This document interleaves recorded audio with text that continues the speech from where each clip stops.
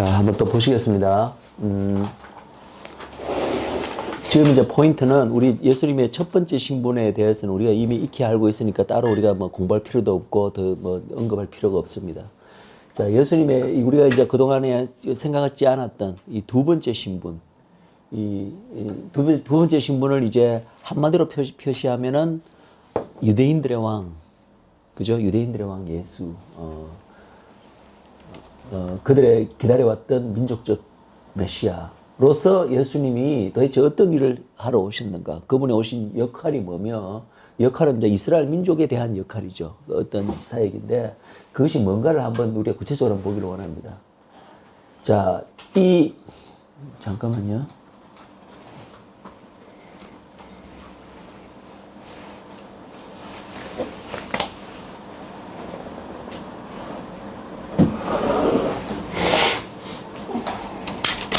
예.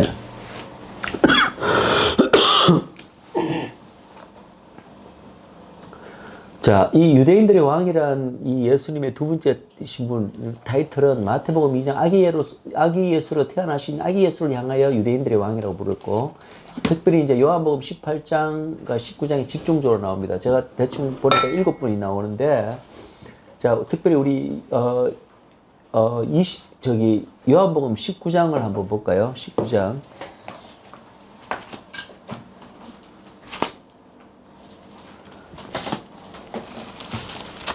19장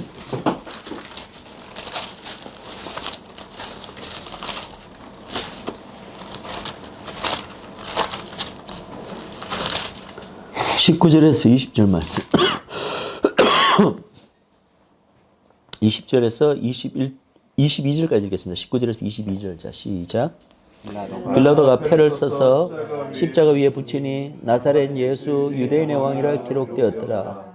예수의 못 박히신 곳이 성에서 가까운 곳으로 많은 유대인이 이 패를 읽는데 히브리와 로마와 헬라어 말로 기록되었더라. 유대인의 대제사장들이 자칭 유대인의 왕이라서라니 빌라도가 대답하되 나의 쓸 것을 썼다 하리라. 아멘. 아멘. 그래서 보세요. 주님께서 돌아가실 때 십자가 위에 팻말에 한 가지 랭귀지도 아니고 그 당시에 그 유대 지역에서 쓰이는 가장 중요한 세 가지 랭귀지가 뭘까요? 히브리 말, 로마어, 그리고 헬라어입니다. 이제 히브리 말은 당연히 유대인의 히브리어고, 특별히 이제 그 아람어가 쓰였을 거라 이야기하고, 구어 히브리어로. 그 다음에 이제 헬라어는 이미 헬라 제국이 멸망했어요. 지금은 로마 제국 시대임에도 불구하고 헬라 유대 지역을 증명했던 그 헬라 제국의 그 문화적 영향력이 너무 컸어요. 왜냐하면은 그 지역 문화를 말살시키고 모든 데에다가 헬라 문화를 심는 게 헬라 제국의 어떤 제국의 정책이었기 때문에 예수님 당시에 일반 유대인들이 사용하는 일반 랭귀지가 사실은 히브리 말보다도 헬라어였을 거라고 이야기를 합니다. 그래서 헬라어는 그냥 광범하게 대중적인 랭귀지로 알려져 있었고, 그 다음에 로마어는 로마 제국이 이제 통치했잖아요. 그래서 로마의 모든 관공서, 공식 문서의 언어는 라틴어입니다. 로마어, 라틴어. 그죠? 예. 그래서 예수님의 팻말이 이 세 가지 랭귀지로 서였는데 그 내용이 뭐냐 하면은, 예? 자, 같이 한번 읽어볼까요? 히브리 말 발음 나는 대로. 예슈아 하 나자레이 베멜렉 하 예후dim. 예. 예수 하 나자레이 나사렛의 그 다음에 베는 이제 접속사에 해당되는 엔드란 뜻이고, 멜렉 왕, 하 예후dim 유대인의가 아니고 복수입니다. 이 복수. 유대인들의 왕, 예수 나사렛의 예수, 유대인들의 왕. 나사렛 예수, 유대인들의 왕. 이렇게 이제 적혔을 거라는 거죠. 이게 이제 적혔는데, 여기서 이제 나사렛 예수도 그렇고 중요한 것은 유대인들의 왕이라는 이 타이틀이에요. 그래서 보세요. 예수님께서 이 십자가 이 초림으로 오셨고, 그 다음에 이 공생의 사역을 하시고 십자가에 죽으신 이 모든 사역이 성경은 분명히 창세 전부터 계획된 사역이라고 이야기합니다. 그리고 창세전부터 계획하셨고 그 때가 되어서 주님께서 오셨고 이 땅에서 계획된 하기로 이 땅에 오셔서 행하기로 하셨던 모든 사역을 다 이루셨을까요? 못 이루셨을까요? 당연히 다 이루셨죠. 하나님이 행하신 일인데 100%다 행하시고 돌아가시는 순간이에요. 그때 이분 팻말 위에 팻말에 이분이 도대체 어떠신 분인가에 대한 타이틀이 적혔는데 이 타이틀이 빌라도나 이걸 보면 빌라도가 이제 그 타이틀을 쓴 것처럼 이야기하지만 그냥 인간들의 생각에 의해서 그냥 인간들이 혹시 예수님을 조롱하는 의미에서 그래 쓴 타이틀일 리가 없다는 거예요. 예. 이것은 하나님께서 정하신 타이틀이고 하나님께서 어쩌면 초림으로 오신 예수님의 그 사역을 총괄하고 총집결하면서 그것을 대표하는 사역이 그리고 이분이 어떠한 신분으로 이 땅에 오셨는가를 대표하는 사역 그로서 하나님께서 택하신 그 타이틀이 뭐냐면은 나사렛 예수 유대인들의 왕이라는 타이틀이에요. 우리가 알고 있는 예수님 뭐 하나님이시라든지 하나님의 독생자라든지 온 인류의 구세주라든지 만왕의 왕이시라든지 만주의 주이라든지 이런 타이틀 다 맞잖아요. 그게 사실이 아니라요. 근데 우리는 그 타이틀을 더 중요시하게 여기는데 어쩌면 하나님께서 정하신 타이틀은 그 타이틀이 아니라 나사렛 예수 유대인들의 왕이라는 타이틀을 정하고 그 위에다 붙여 놓으셨다는 거예요. 그럼 도대체 이 유대인들의 왕이라는 그 예수님 가진 타이틀이 뭐가 그래 중요했길래 그거 뭐가 대단한 의미가 있었길래 예수님께서 그 초림 사역을 다 완성시키고 지금 돌아가시는 어쩌면 인류 역사상 가장 중요한 순간 하나님의 구속사에서 가장 정말 중요한 두 순간을 뽑아라면 이 순간과 이제 재림으로 오시는 예수님의 그 순간일 터인데 이 순간에 주님의 이 초림 사역을 총괄하고 총집결하는 타이틀이 우리가 잘 알고 있는 하나님의 아들 전 인류의 메시아 왕중의 왕 만왕의 왕 만주의 주가 아니라 유대인들의 우리에게 너무나 생소한 타이틀인 유대인들의 왕이라는 타이틀이 정해졌을까. 근데 이 유대인들의 왕이라는 타이틀은 사실은 놀랍게도 이 마태복음부터 시작하고 특별히 이 마지막 예수님이 돌아가시는 이때 요한복음에 집중적으로 7번이 나옵니다. 뿐만 아니라 이 타이틀이 시비거리가 돼요. 결국 시비거리가 돼서 왜 예수님께서 이제 그 신문 받으실 때 마치 털 깎는 양이 잠잠하듯이 어떠한 예수님에 대한 거짓 무고라든지 이런 데 대해서 일절 변명하지 않으시고 잠잠히 계신 건 우리 다 알잖아요. 그런데 예수님께서 빌라도가 이렇게 묻습니다. 예수님에게 내가 유대인의 왕이냐? 저 사람들이 주장하듯이 내가 유대인들의 왕이냐? 그러니까 거기에 대해서는 예수님께서 뭐라고 대답하신지 아십니까? 바로 예스라고 대답합니다. 예수님 스스로가 죽기 직전에 유일하게 자기에게 붙여진 그 모든 그 타이틀 중에 바로 인정하신 타이틀이 바로 유대인들의 왕이라는 타이틀이에요. 그래서 우리가 이제 알아야 될 것은 도대체 그러면 이제 성경에 여기까지밖에 안 나와 있죠.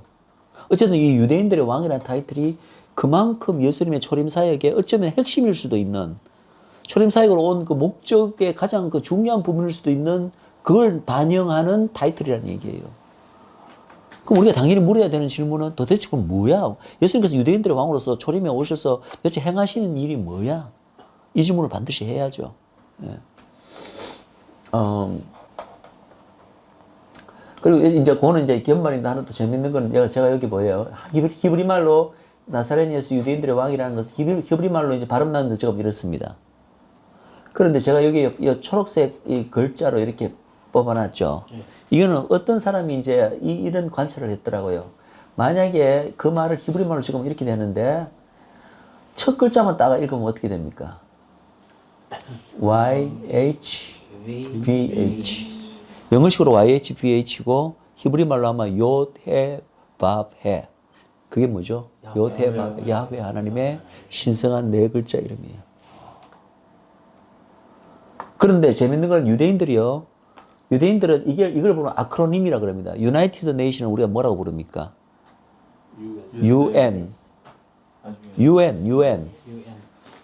왜 유나이티드 네이션 UN이 된 거 알죠? 첫 글자, 어떤 프레이즈, 구나 문장에서 단어의 첫 글자만 따서 읽는 걸 아크로님이라 불러요, 그거를. 이 아크로님이 우리에게도 친숙하지만 사실은 제일 친숙한 게 유대인들입니다. 유대인들은 벌써 수천 년간 랍비 시절 때부터 이 어떤 그들의 문서나 이런 걸 보면은 아크로님을 굉장히 사용을 못했어요. 그래서 약간 너무 좀 신비적으로 흐르기도 하는데 하나님께서 그들에게 어떤 메시지를 주실 때 아크로님을 통해서도 주기 때문에 어떤 구나 문장을 읽을 때 아크로님을 이용해서 어떤 뜻을 서로 전달하고 하는데 굉장히 익숙합니다. 그런데 이 사람들이 예수님 십자가에 쓰인 예슈아나 하나짜리 베멜렉 여우드림 딱 읽을 때 처음 그들이 순간적으로 딱 캐치한 게 뭔지 아십니까? 야훼입니다. 야훼. 즉 뭐냐면 이 사람이 스스로를 야훼라고 부르고 있네. 예수님이 야훼인 거 여러분들 아시죠? 야훼. 야훼 하나님. 야훼 하나님은 바로 구약 시절에서 성삼위 하나님께서 스스로를 이 계시하신 나타내신 공통 명칭이 야훼예요. 흔히 야훼 하나님은 우리 성부 하나님 거라고 생각하는데 그거 아니에요. 성자 하나님도 야훼고 성령 하나님도 야훼입니다. 야훼는 성삼위 일체 하나님의 구약 시절에 공통 계시된 이름이 야훼입니다. 당연히 예수님도 야훼 하나님이죠. 우리가 너무나 잘 아는 마태복음 23장 39절에 찬송하리로다 주의 이름으로 오시는 이여 바루카바 베셈 아도나이. 그 말씀이 사실은 시편 118편의 인용인 거 아시죠? 메시아에 대한. 근데 시편 118편을 찾아보시면 그렇게 안 돼 있어요. 바루카바 베셈 아도나이 대신에 야훼라고 돼 있습니다. 요데바베. 요데바베. 근데 그게 왜 아도나이로 바뀌었나요? 그 소리는 다 아시잖아요. 야훼는 너무나 신성한 이름이기 때문에 구약 원 구약의 야훼라고 등장할 때마다 이 사람들이 그 단어를 어떤 단어로 바꿨다고요? 나의 주님 아도나이라는 거로 바꿔서 그런 거예요. 원래 시편에는 바루카바 베셈 야훼로 돼 있어요. 그러니까 그걸 이제 예수님께서 인용하셨는데, 그러니까 원래 그대로 원전대로 인용하다가 어떻게 돼요? 주의 이름으로 찬송하리로다 주의 이름으로 오시는 이야가 아니라 찬송하리로다 하나님의 이름으로 오시는 야훼의 이름으로 찬송하리로다 야훼의 이름으로 오시는 이. 누가? 예수님이 나중에 오시는데 그분을 가리켜 찬송하리로다 야훼의 이름으로 오시는 이. 예수님이 누구란 얘기예요? 예수님이 야훼 본인이시란 얘기예요. 무슨 말인지 알겠죠? 근데 예수님이 십자가에 달리실 때 딱 보니까 나사렛 예수 유대인들의 왕인데 첫 글자를 따라 보니까 야훼가 나오는 거야. 그래서 혹자는 여기 보면은 여기 금방 읽었지만은 이 유대인들이 이걸 보고 유대인의 대제사장들이 막 광분을 합니다. 화를 내가면서 빌라도에게 뭐라고 이야기합니까? 유대인이라 왕이라 쓰지 말고 자칭 유대인이라 왕이라 쳐라. 이게 다 자칭이라든지 이런 게 한 글자만 들어가 보면 어떻게 되죠? 이 아크로님이 다 깨어져 버립니다. 야훼가 안 나오게 되는 거죠. 그러니까 이 사람들은 본래 예수님 죽인 게 스스로 하나님의 아들이다, 뭐 신성모독이다고 해서 죽이는 건데, 더더구나 십자가에 딱 이제 죽는 순간에 보니까 십자가 팻말에 스스로가 야훼라고 지금 돼 있는 거야. 그러니까 이 사람들이 그걸 더 못 견디는 거죠. 폭발하는 거죠. 그래서 당장 빌라도에게 저 말을 바꾸라고 지금 요구를 하는 거예요. 그 빌라도가 뭐라고 대답합니까? 나의 쓸 것을 썼다. 이 빌라도가 이것을 자기가 생각해냈을까요? 저는 하나님의 역사라고 봅니다. 하나님이 이 타이틀을 하나님이 정해주신 거예요. 그 빌라도 지가 바꾸고 싶어도 못 바꿔. 예? 아무리 이 유대 장로들이 이걸 가지고 이거 항의를 해도 빌라도가 그때 순간 뭐 성령님께서 역사하셨겠죠. 성령님은 불신자들에게도 역사하십니다. 하나님의 믿지 않는 그 뭐 고레스 왕이라든지 이런 이방의 황제들도 얼마든지 하나님의 목적을 위하여 불신자들 사용하시는 거 아시죠? 예? 예, 그래서 보세요. 그 당시 가야바도 무슨 말을 했습니까? 예수를 죽여야 된다고 했을 때, 이제 죽이면은 이제 뭐 많은 밀란이 나고 뭐 하니까, 가야바 뭐라고 했습니까? 한 사람이 죽어서 많은 생명을, 사람의 목숨을 살리는 것이 가하다. 그게 예수님을 믿으면 우리는 이미 그게 맞죠. 예수님이 한 사람이 죽어서 많은 목숨을 구하러 왔잖아요. 그게 성경적으로 맞는 원리인데 그 말이 누구 입에서 나온 거예요? 가장 예수님을 정오하는 불신자의 대표격인 가야바 입에서 나왔어요. 예. 그러니까 하나님께서 역사하시는 건 그렇게도 역사하신다는 거예요. 불신자의 입을 통해서도, 불신자의 사역을 통해서도 얼마든지 하나님의 뜻을 이루게 하실 수 있다. 그래서 이 빌라도가 지금 이 타이틀을 정했는데, 이 타이틀을 정한 것은 하나님이 역사하셨다고 믿습니다. 물론 이제 이렇게 이걸 들으면 굉장히 은혜로운데 어떤 사람은 이제 제가 조금만 더 이 말씀드리면은 원래 히브리 적었을 때 이게 배가 없을 거라고 주장하는 사람도 있어요. 이거는 억지로 우리가 은혜 받기 위해서 배가 없고 그냥 예슈아 하나짜레이 멜렉 하 예후딤 이럴 것이다. 왜냐하면 배가 이게 접속사예요. 우리 영어로 치면은 엔드랍니다. 그러니까 이 엔드를 굳이 연락하면 나사렛 예수 그리고 유대인들의 왕. 예? 근데 이 그리고라는 말이 들어가는 게 좀 어색하다는 거죠. 그러니까 동격으로 나사렛 예수가 곧 유대인들의 왕이다. 동격으로 그냥 우리는 보통 콤마로 표현하잖아요. 그렇게 하는 게 자연스럽지. 여기다 엔드라는 베라는 이 히브리 접속사를 넣었을 리가 없다고. 왜냐하면 이거 우리 헬라어로 다 지금 기록됐기 때문에 헬라어에는 이 신약 성경이 헬라어로 기록됐잖아. 헬라어에는 이런 접속사가 없거든. 다시 이제 뜻만 이렇게 있지. 나사렛 예수 유대인들의 왕. 그 이걸 굳이 히브리 말로 적용시켰을 때 이 베라는 게 과연 있었을까 없었을까? 저는 확률이 반반이라고 보는데 있어도 그 뭐 특별한 뜻에는 큰 지장이 없는데 없어도 그만이거든 동격으로. 예. 근데 만약에 배가 없었다면 야대 바베에 이 배가 사라지니까 야훼 이름이 없다. 그래서 이제 그걸로 이제 objection 하는 사람도 있어요. 근데 그냥 그래서 제가 참고로 이야기하는 거예요. 이게 반드시 그렇다는 얘기가 아니라 배가 있을 수도 있고 없을 수도 있는데 어쨌든 이걸 그렇게 이제 얘기하는 사람이 있다. 그래서 조금은 한번 생각해 보실 문제고. 자, 그렇다면 지금 이제 우리가 해야 될 부분은 이제 이런 뭐냐면은 도대체 그러면은 이 주님께서 초림 사역으로 그걸 집결하는 그 타이틀이 다른 모든 타이틀을 제껴놓고 우리가 아는 너무나 예수님에 대한 타이틀을 제껴놓고 유대인들의 왕이라는 타이틀을 만약에 하나님께서 섭리적으로 그거다가 갖다 부신 게 맞다면 그럼 도대체 왜 유대인들의 왕이라는 이 타이틀이 뭐가 그래 대단했길래 뭐가 그래 중요했길래 하나님께서 이걸 하셨나 그 부분을 한번 살펴보자는 거죠. 자, 유대인들의 왕은 제가 조금 전에 이제 앞 시간에 잠깐 이야기했듯이 유대인들의 왕이라는 그 신분, 타이틀이 가지는 그 의미는 뭐냐면은 바로 왕은 그 민족을 하나님 앞에서 대표합니다. 무슨 말인지 알겠죠? 그래서 왜 하나님께서 초림으로 오셔서 이 유대인들의 왕이라는 타이틀로 죽으셨냐면은 바로 초림으로 오신 목적이 그리고 그분께서 이루신 그 사역이 특별히 이스라엘 민족을 위해서 이루신 그 사역이 뭐냐면은 이스라엘에게 주어진 민족적 사명을 이스라엘은 제대로 수행하지 못했는데 제대로 성공하지 못했는데 그 사명을 대표해서 이분이 달성했다. 그 민족을 대표해서 왕은 대표하기 때문에 그러면은 이분이 이스라엘 민족의 사명을 대표해서 대신해서 달성한 그 사역이 도대체 뭐냐? 민족적 사명이 뭐냐?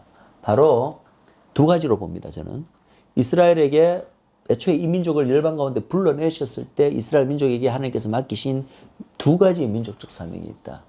첫 번째 사명은 바로 첫 언약, 신에서 언약을 통해서 그들에게 하나님의 율법을 주시고 하나님의 법을 주시고 즉 토라가 주어진 거죠. 토라. 그죠? 토라가 모세오경이잖아요. 그죠?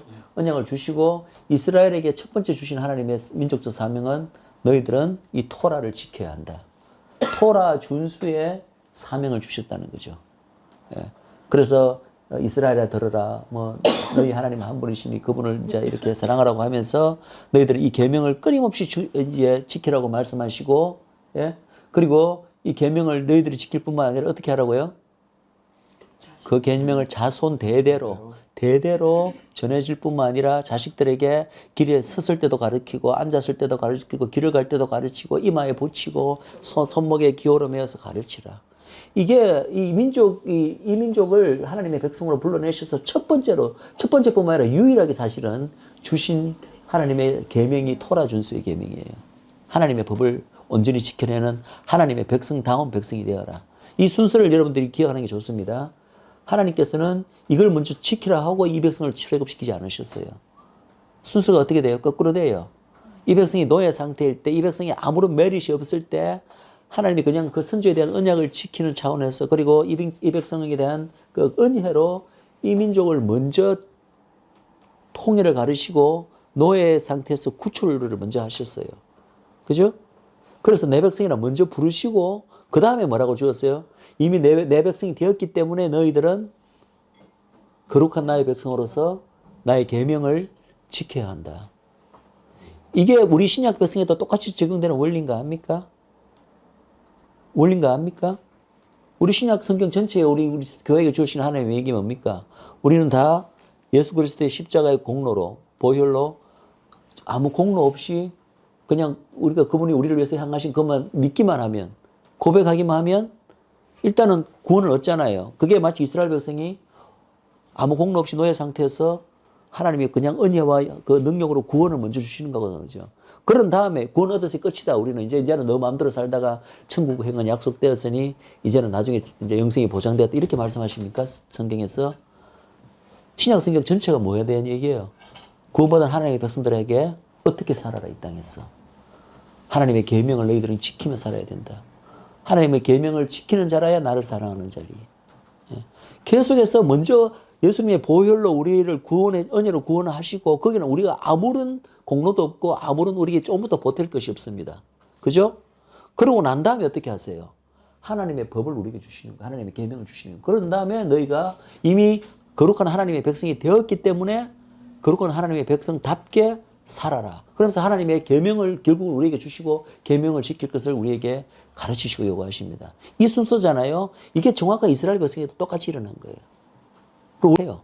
먼저 은혜로 우리의 힘으로는 어떻게든지 스스로를 구원할 방법이 없기 때문에 오직 하나님의 초자연적인 능력과 은혜로 구원시키고 난 다음에 계명을 주신 거예요. 이스라엘 백성에게도 이렇게 토라준수의 계명이 주어졌습니다. 그래서 신명기 6강 아까 제가 말했지만 쉐마 이스라엘. 쉐마가 무슨 뜻이죠? 들어라 이스라엘. 너희 하나님, 우리 하나님은 오직 한 분이시니 하면서 쭉 하면서 거기에 이제 이 토라를 지킬 것을 이렇게 이야기를 하고 사실은 이스라엘 민족들이 그렇게 하겠다고 민족적으로 언약을 맺습니다. 그래서 시내산에서 맺은 것이 바로 하나님과 시내산 언약이에요. 언약은 뭐냐면은 내가 너희들에게 주는 계명을 너희 지킬래? 이 민족이 예, 지키겠습니다.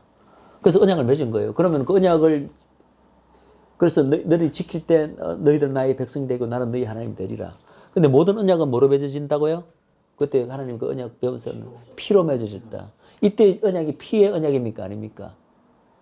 아닙니다.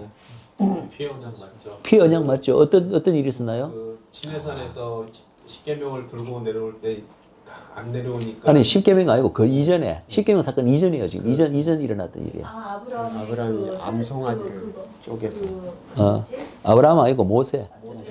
그 어린 양의 피로. 그렇지. 피를 소를 주면서 언약서에 그 모든 하나님의 이 계명을 다 기록한 게 언약서라고. 이 언약서라는 게 있었다고 그래요. 그때 나옵니다. 그 언약서를 모세가 전 이스라엘 앞에서 회중 앞에서 낭독을 하고 그 다음에 소를 죽여서 그 피를 우슬초에 묻혀갖고 언약서에 다 뿌리고 언약서뿐만 아니라 누구에게도 뿌렸어요. 이스라엘 백성들에게 다 민족들에게 다 뿌렸어요. 예, 예. 아니 그거는 문설주는 출애굽할 때고 지금은 이제 시내산에서 하나 이스라엘 백성과 이 시내산 언약을 맺을 때 피를 뿌려서 언약서를 냈다고. 그리고 온 이스라엘 민족이 한 목소리로 우리는 그 언약을 지키겠습니다라고 약속을 했죠. 물론 그 언약은 깨졌습니다. 이스라엘 민족이 지키지 않았기 때문에 깨졌다고 분명히 선포하고 있습니다. 나중에. 그러나 어쨌든 그 첫 언약을 맺은 그 언약의 내용이 뭐냐 하면은 바로 너희들이 하나님의 토라를 준수를 해야 된다. 이것이 이스라엘 민족에게 맡겨진 첫 번째 민족적 사명이에요. 그런데 이 사명을 이스라엘 민족이 예수님 올 때까지 지켜냈습니까?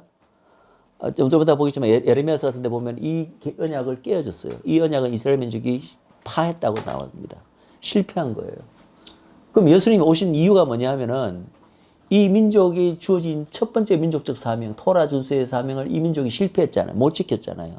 근데 예수님께서 이 땅에 오신 목적 중에 이 민족을 위해서 오신 목적이 뭐냐면 이 민족을 대표하는 이스라엘의 왕으로서 유대인들의 왕으로서 이 민족이 지켜야 될 그 토라를 예수님께서 온전히 성취하신 거예요. 이 민족의 실패를 이 민족의 왕이 오셔서 그 실패를 만회하신 거예요. 이 민족을 위해서. 예. 토라 온전히 성취하셨다. 자, 같이 읽겠습니다. 마태복음 10장 시작. 내가 율법이나 선지자나 폐하러 온 줄로 생각지 말라. 폐하려 온 것이 아니요 완전케 하려 함이니라.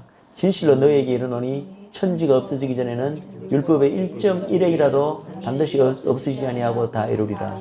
모세의 율법이에요. 제가 모세의 율법이라고 모세의 율법. 신의 산에서 모세를 통해 주신 하나님의 토라를 말하는 거예요.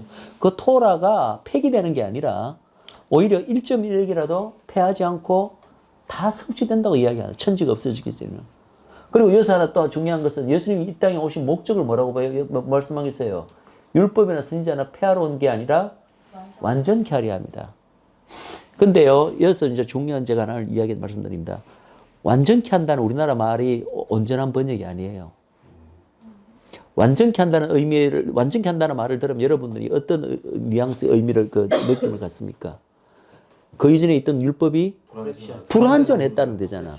불완전한 것을 내가 결함을 고쳐서 뜯어 고쳐서 뭔가 완전하게 만들려 왔다 이런 뉘앙스를 받죠. 그런 뜻이 아니에요. 그러니까 우리나라 말로 완전케 하려 왔다는 말 자체가 저는 잘못 오역이라고 생각합니다. 그 원래의 뜻을 온전히 말한다면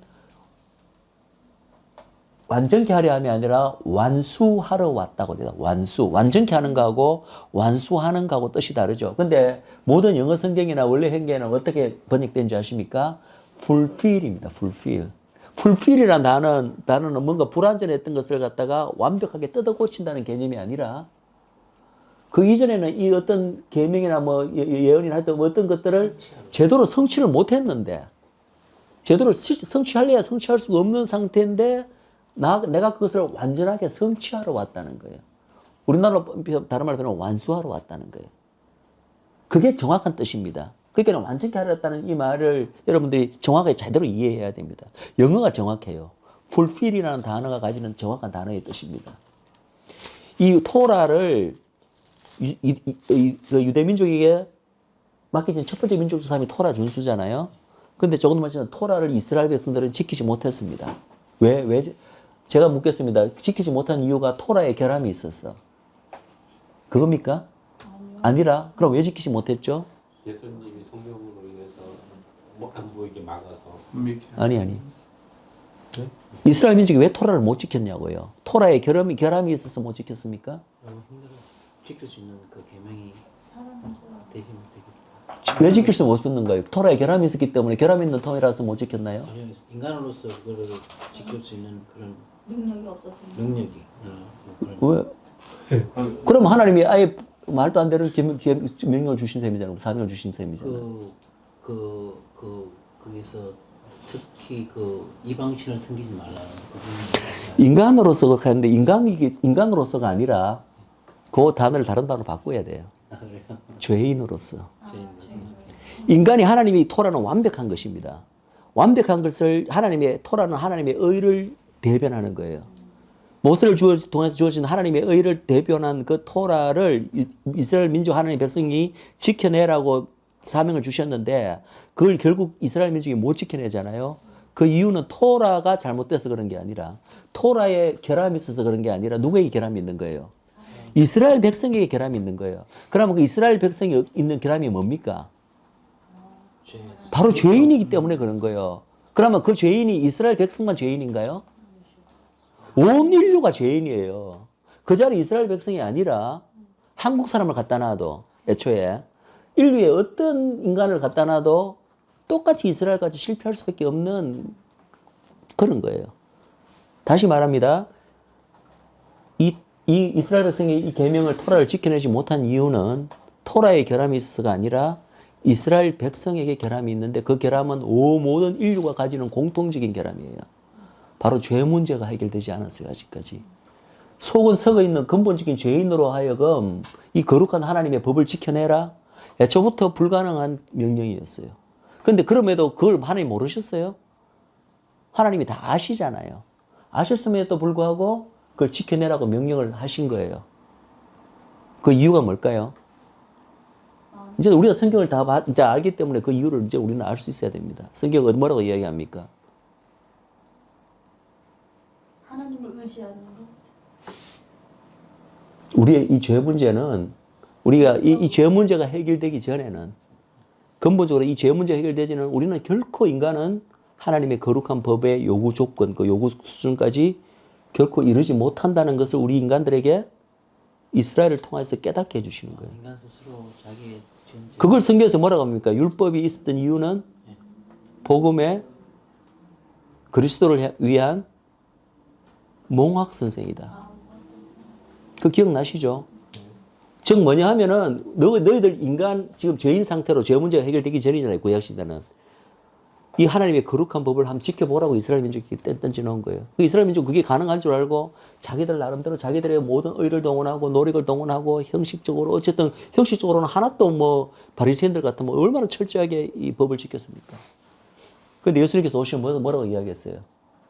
너희들이 법을 지킨 줄로 착각하고 있는데 사실은 하나님께서 토라에 있는 그 토라의 원정신, 온전한 정신을 이렇게 비춰본다면 너희들이 지킨 걸 하나도 지킨 게 아니다. 예를 들어서 그런 거죠. 10계명에 살인하지 말라. 그럼 유대인들은 어떻게 이야기했어요? 아, 내가 진짜 누구를 칼로 쿡 찔러 죽이지 않았으면 나는 그 계명을 지켰다고 생각하잖아요. 예수님께서 뭐라고 말씀하셨어요? 토라의 정신은 그게 아니다. 너가 정말 살인하지 말라는 토라의 원래 하나님의 것을 지킨다는 것은 형제조차도 미워해서는 안 된다. 형제를 속으로 미워하기만 해도 살인한 거 똑같다. 이것이 토라가 요구하는 그만큼 의가 그만큼 높아지는 거예요. 그 너희는 형식적으로 뭐 이렇게 사람 안 죽을 때 이제 속으로 막 정우하고 형제를 미워하고 시기하고 그러면 그거는 살인한 거하고 똑같다. 또 간음하지 말라. 예수님이 뭐라고 말씀하셨어요? 지나가는 여인을 보고 마음에 음욕을 품기만 해도 실질적으로 거인과 간음을 저지른 거하고 똑같다고 말씀하시잖아요. 그러니까 자기들은 형식적으로 행위적인 어떤 이걸만 지키면은 그 토라를 지켰다고 착각하고 있는데 예수님께서 와서 가르쳐 주신 것은 토라가 본래 그게 아니다. 토라의 원정신. 너희들은 속은 다 썩어 있고 다 위선이고 가정한 그거로 가득 차 있는데 겉에 그것만 지킨다고 토라를 지킨 게 아니다. 그럼 유대인들이라서 그래 못 지킨가요? 그 자리에 누구라도 갖다 놔도 어떤 인류를 갖다 놔도 그 계명은 못 지킵니다. 왜? 인류의 속은 다 썩어 있기 때문이에요. 죄. 그래서 그거를 결국 깨닫게 해주시려고 우리에게는 정말 우리의 인간적 노력이나 어떤 방법으로도 우리 구원할 수 없구나. 하나님이 요구하는 수준의 그 거룩한 그 법에 우리는 결코 도달할 수 없구나. 철저히 절망함으로써 우리가 뭘 깨닫게 됩니까? 오직 하나님의 은혜로만 나는 내 스스로 내 안에서 나를 구원해낼 수 있는 건 아무것도 없고 오직 나는 외부의 도움이 필요하구나. 외부의 어떤 구원주가 있어야 되겠구나. 그것을 확실하게 필요성을 깨닫게 해주시려고 그것을 알게 해주시려고 이런 시기를 거친 거예요. 구약이 이런 시기를 율법의 시기를 거치게 하신 거예요. 그래서 예수님의 오시는 길을 페이브하는 거예요. 무슨 말이죠? 그게 예수님이 인류에게 왜 필요하신가를 철저히 깨닫게 이스라엘 민족의 실패를 통해서 깨닫게 해주시려고 원초적으로 죄 문제가 해결되지 않고는 토라를 지킬 수가 어떤 사람도 지킬 수가 없습니다. 어떤 민족도. 그렇다면 보세요. 자, 보세요. 예수님께서 오신 목적이 이제는 그 토라가 잘못돼서 그걸 고치러 온 게 아니라 토라를 온전히 이루게 하심이라고. 이게 무슨 말이냐면은 예수님 스스로 죄가 없었기 때문에 토라의 모든 계명, 그 토라의 계명을 예수님께서 두 개로 압축시켰습니다. 뭐로 압축시켰죠? 하나님 사랑과 이웃 사랑이죠. 그죠? 뭐 많은 계명이 많지만 그것을 뭉뚱그려서 압축하면 그 두 가지 계명이 나오는 거예요. 그 두 가지 계명은 이스라엘 포함해서 예수님 이전에 어떠한 인류도 그 두 가지 계명을 이룰 사람이 없었어요. 왜? 죄인이 되어버렸기 때문에. 죄인이 되어버렸기 때문에. 그러나 예수님은 인류 역사상 처음으로 그 두 가지 계명을 둘째 아담으로 인류를 대표해서 성취했다고 이야기했죠.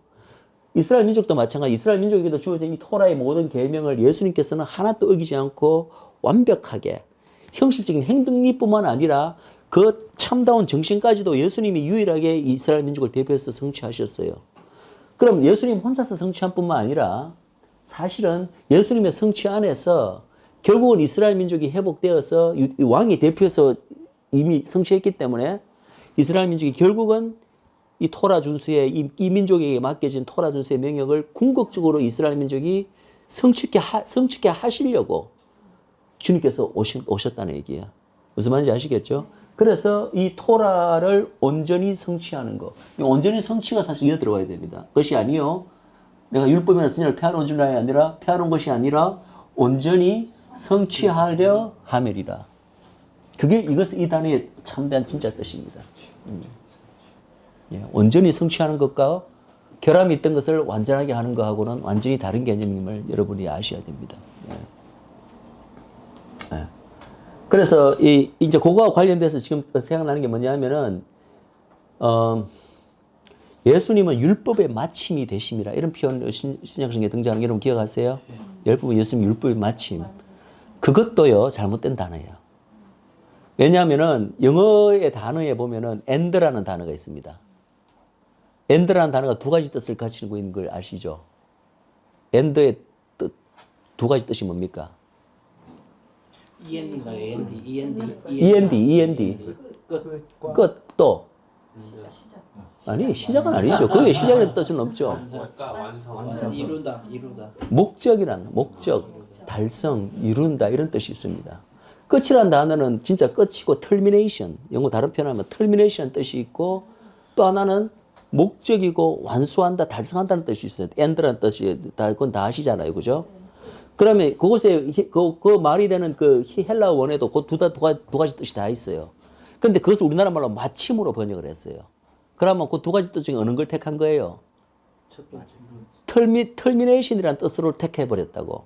그럼 우리가 그 단어를 우리나라 말로 율법의 마침이라 읽으면 어떻게 했어요? 아, 예수님의 복음, 은혜의 복음이 와서 구약시대 이 율법은 이제는 끝나버렸고 더 이상 적용 대상에 마쳤고 이제부터는 은혜의 복음이 시작된다. 이런 식으로 우리가 율법과 복음을 그렇게 이해하잖아요. 그거 잘못된 이해란 거예요. 아시겠죠? 그래서 율법의 마침이 되었다는 그 단어는 마침으로 번역되어서는 안 되고 헬라가 율법의 완성 혹은 온전한 원래 율법이 의도했던 그 목표점이 되었다는 거예요. 예수님께서 오심으로써. 그게 여기서도 같은 맥락인 거 여러분들 아시죠? 예수님께서는 율법을 끝내기 위해서 오신 게 아니라 그 율법을 아무도 못 지켜냈는데 그 율법을 온전히 완수하고 완전히 성취하러 오셨다는 거예요. 끝내기 위해서 오는 게 아니라 피니시하기 위해서 온 게 아니라 그것이 같은 뜻입니다. 그게 이제 율법의 마침이라고 하는 그 단어의 진정한 올바른 해석이라는 것이죠. 여기서도 분명히 그렇게 이야기하는데. 봐서 이걸 갖다가 율법에 결함이 있어서 완전케 하려 왔다고 이렇게 읽으면요. 금방 그 다음 요 구절하고도 서로 그게 모순이 되는 거 아시죠? 율법에 만약에 어떤 결함이 있었다면 그럼 어떻게 지시를 너희에게 천지가 없어지기 전에 그 율법의 1.1핵이라도 반드시 없어지고 이루려요. 율법이 뭔가 결함이 있는 율법이 왜 어떻게 1.1핵이라도 없어지지 않고 이루겠어요. 금방 그 다음 구절하고도 그렇게 해석하면 그 말이 안 된다는 걸 여러분이 아셔야 되잖아요. 율점의 1.1핵이라도 이거는 이른다 말은 율법 자체가 완벽하다는 거예요. 완벽하게 주어졌다는 얘기예요. 그런데 문제는 그 완벽하게 주어진 율법을 이스라엘 사람들이 지켜내지 못했다는 거죠. 그게 문제죠.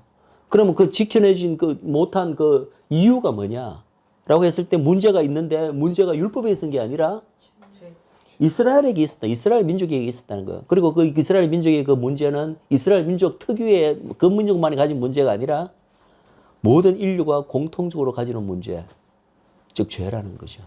그래서 예수님께서 오신 목적이 본인도 지킬 뿐만 아니라 사실은 우리 인간의 이제 죄 문제를 해결하러 오셨잖아요.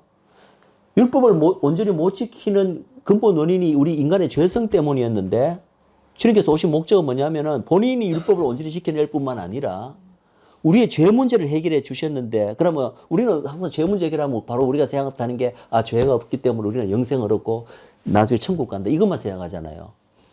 그죠? 근데 그게 아니에요. 우리의 죄성을 인규시는 목적 자체가 하나님의 율법은 하나님의 백성들에게 거룩하게 지키라고 준 거잖아요. 근데 하나님의 백성이라는 이름은 있어도 못 지켜냈어. 왜? 죄 때문에. 그럼 왜 죄를 해결해 주셨어요? 죄를 해결해 주심으로써 하나님의 율법을 온전히 지킬 수 있는 존재로 만들어 주시기 위해서 이 땅에 오신 거라고요. 그것이 우리의 십자가에서 죽으시고 우리의 죄 문제를 해결해 주신 이유이고 목적입니다. 그냥 우리가 죽고 난 다음에 천국으로 데려가시기 위해서가 아니에요. 그거는 나중에 이제 제가 새복음, 복음의 목적에 대해서 제가 설명할 때 다시 한번 분명히 나옵니다. 주님께서 이 땅에 오신 목적은 우리의 죄 문제, 그거 맞아요. 해결해 주시려고 온 게 맞는데 그 목적이 하나님의 계명을 우리는 절대 인간에게 지키라고 주어진 계명을 죄 문제 때문에 못 지켜냈는데 이제는 죄 문제를 없애 주심으로써 예수님을 통하여서 그 계명을 거룩한 율법을 온전히 지킬 수 있는 존재로 만들어 주시기 위해서 이 땅에 오셨다. 그것이 주님께서 이 땅에 오신 목적이에요.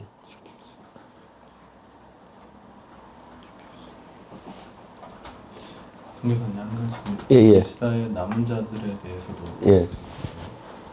남은 자들의 예. 남은 자들은 지키고 있는 건가요? 남은 자들은 뭐요? 남은 자들도 해당되는 건가요? 저예요? 네.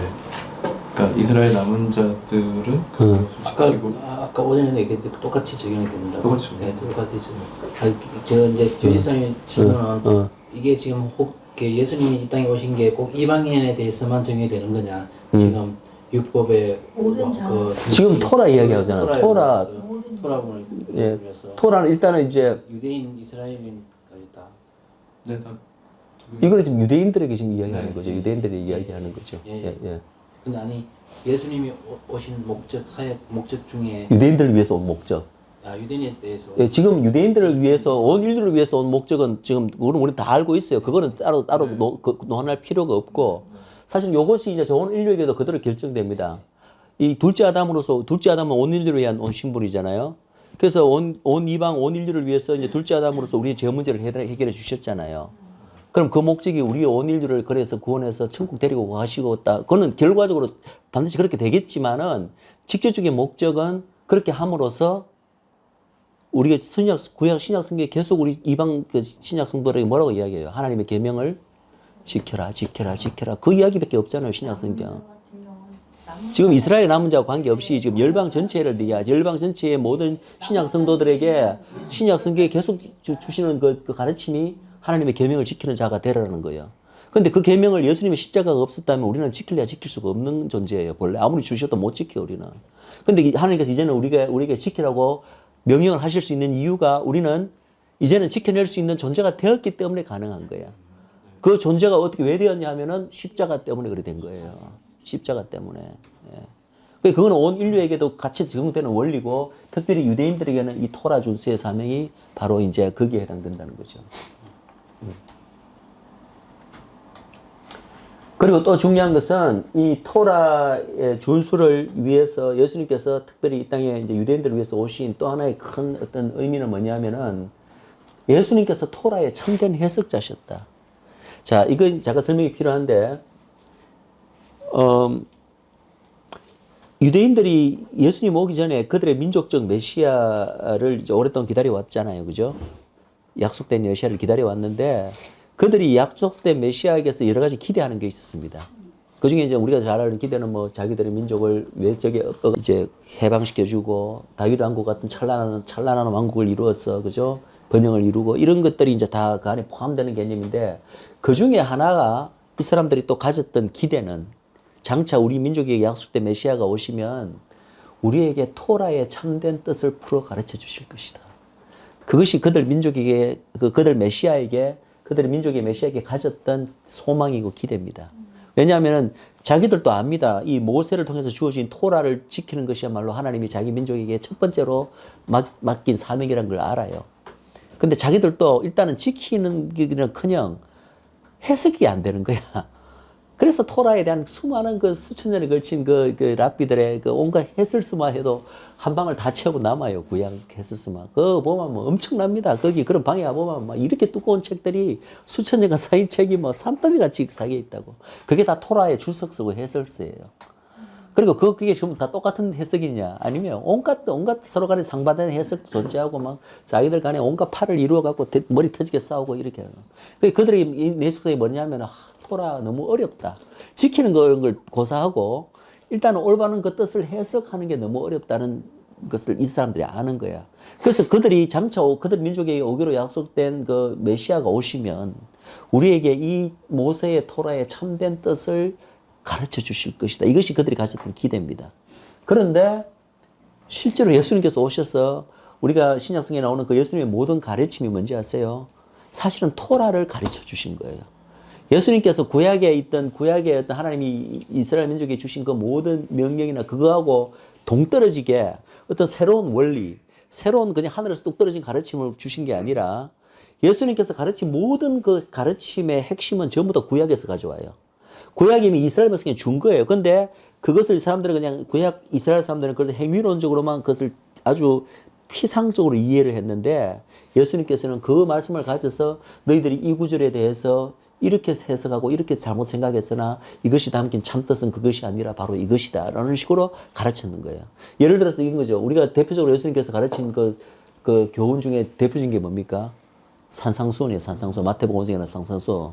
그 산상수훈에 뭐 복 있는 사람은 쭉 나옵니다. 마음이 가난한 사람은 산상수훈 8복, 그죠?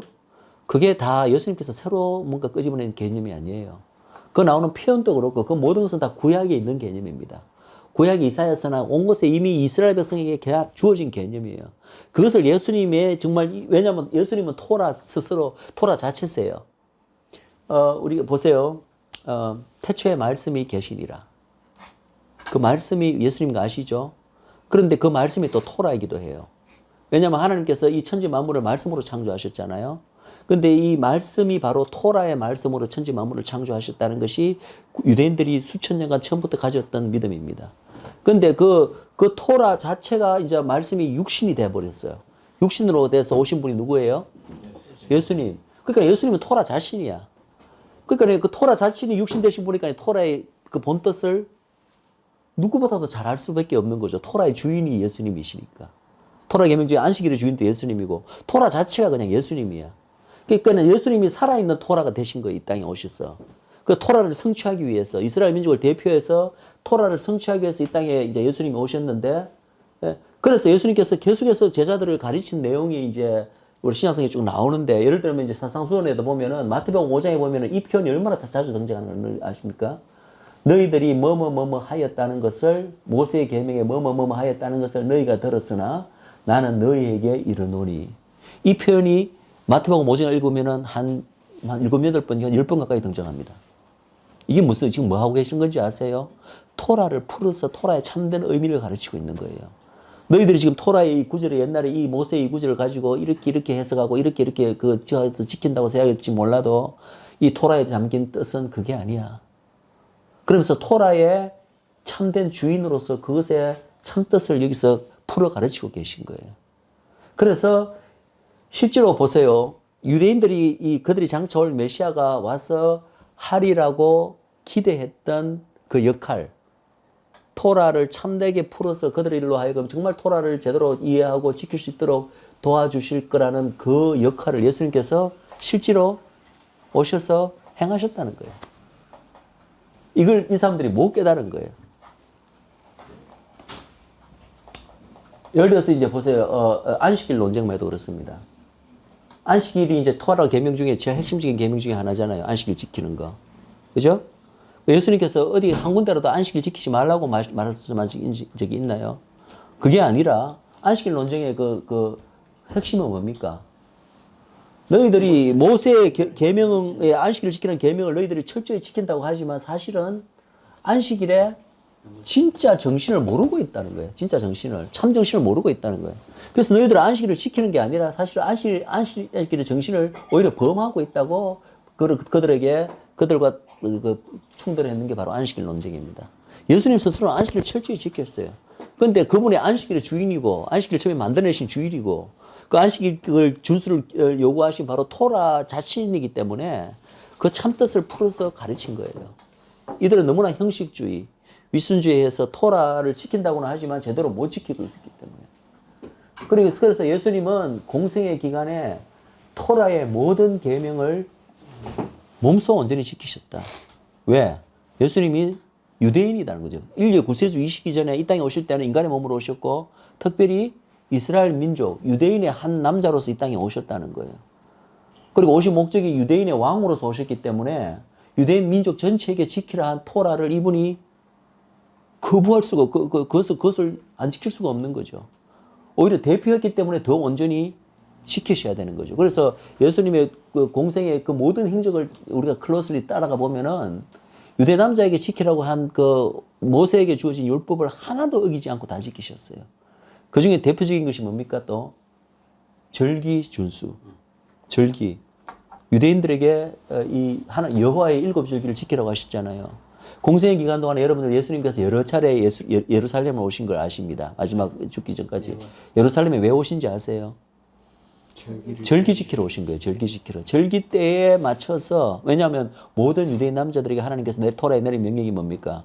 1년에 3차례 봄절기, 여름절기, 가을절기 세 차례는 무조건 올라와야 된다. 예수님은 유대인 남자였어요. 이스라엘 전체를 대표하는 왕이었기 때문에 그 절기를 한 번도 빠놓지 않고 다 지키러 올라오셨다. 예. 그래서 토라의 모든 계명, 그래서 요한복음 1장에도 잠깐 말씀드렸지만 말씀이 육신이 되었고, 예, 말씀이 됐다는 말이 이제 다르게 보십시오. 바로 이 토라가 말씀이 육신이 돼서 이 땅에 오셨는 거죠. 그래서 살아있는 토라로서 이 땅에 오셔서 그 공생의 기간 동안에 토라가 이스라엘 민족에게 요구했던 그 모든 요구 조건을 정말 온전히 지키셨다. 이거를 로마서 사도 바울은 로마서였나 갈라디아서였나 뭐라고 말하냐면은 너희들이 이제 예수 그리스도의 십자가로 말미암아 너희들이 율법의 요구라는 표현 혹시 기억나세요? 율법의 요구. 율법의 요구가 폐해지는 게 아니라 율법의 요구를 이제는 온전히 이룰 수 있게 되었다. 지킬 수 있게 되었다. 그게 뭐 때문에? 예수님의 십자가 때문에. 십자가 하신 일이 뭐예요? 우리 안에서 죄 문제를 해결해 주시는 거.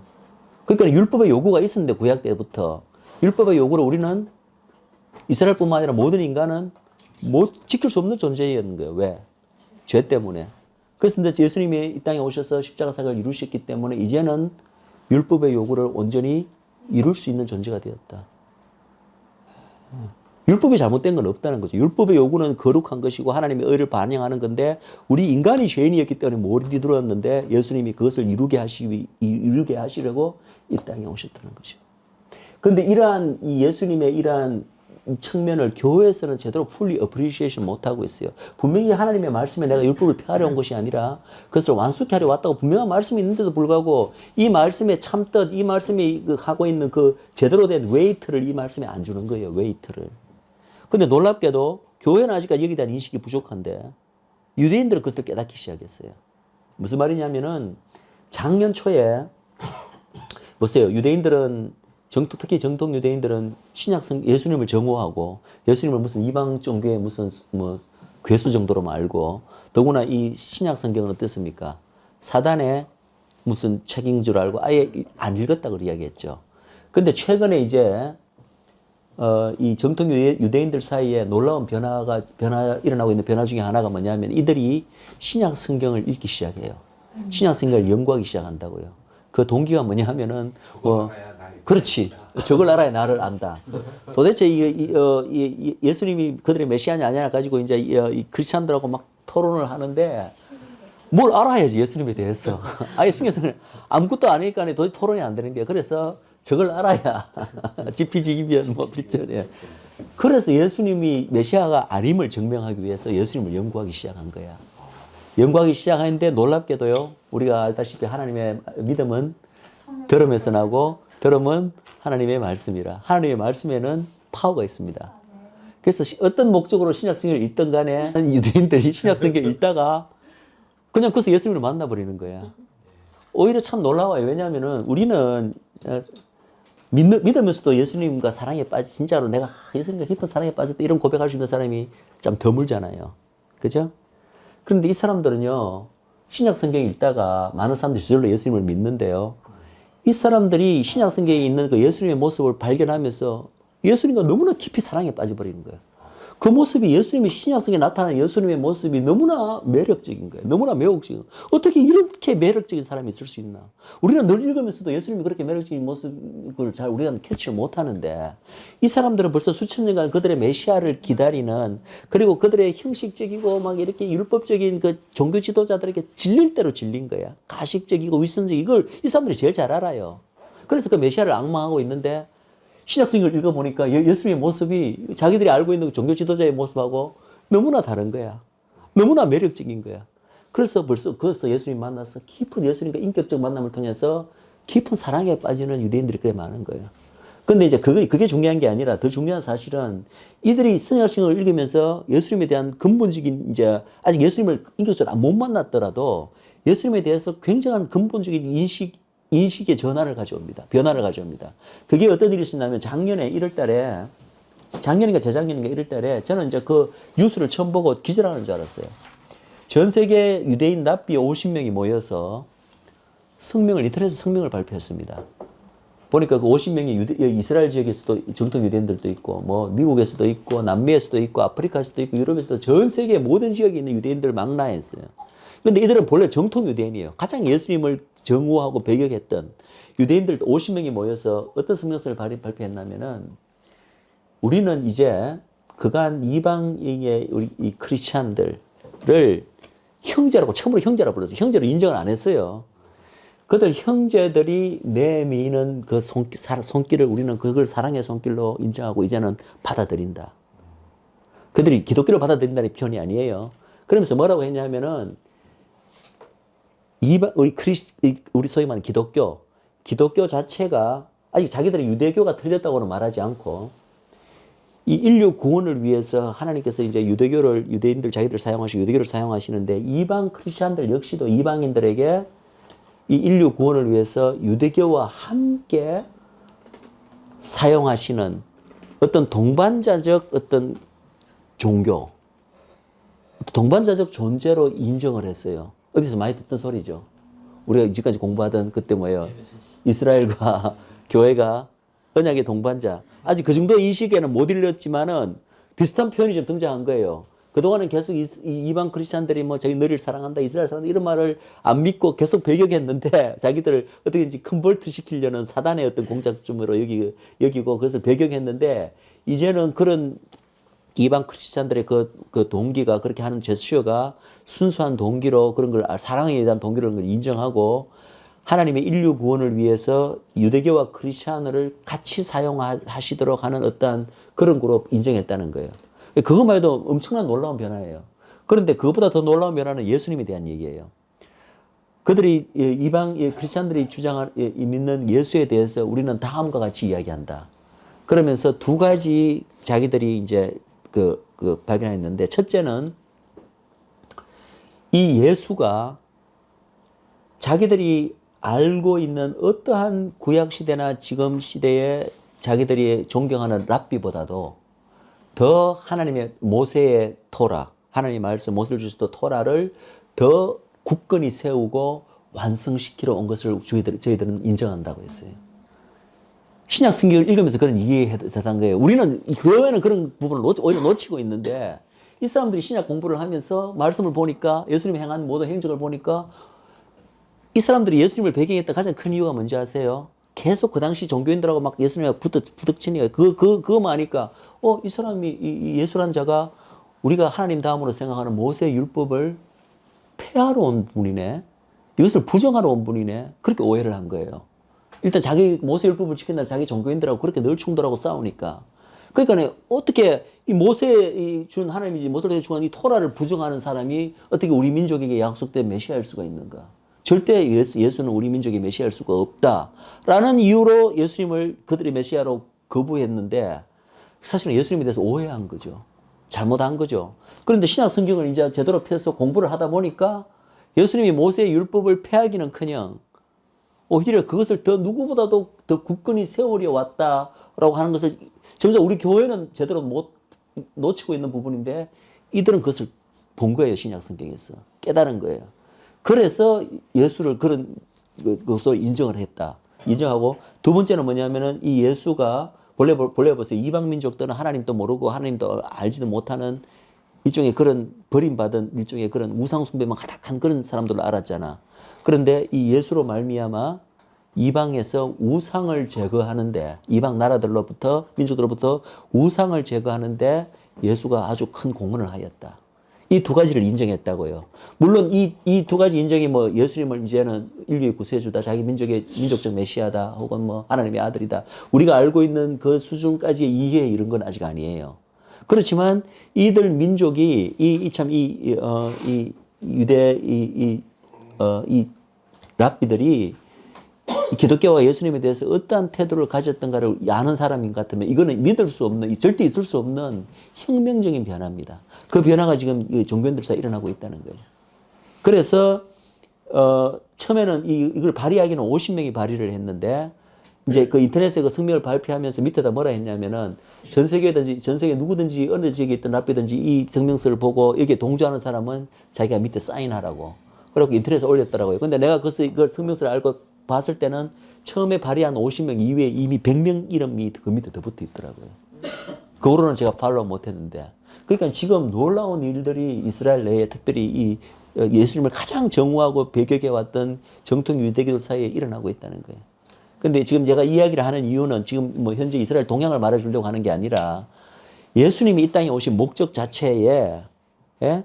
바로 이 모세가 이스라엘 민족에 준 토라를 온전히 준수하고 그것을 누구보다도 오히려 더 굳세게 그것을 온전히 지킬 수 있는 존재로 만들어 주시기 위해서 십자가에서 죽으러 오신 이러한 부분들을 우리는 아직까지 제대로 이해를 못하고 있는데 오히려 이 유대인 이 랍비들이 그걸 먼저 발견하고 먼저 인정을 했다는 거예요.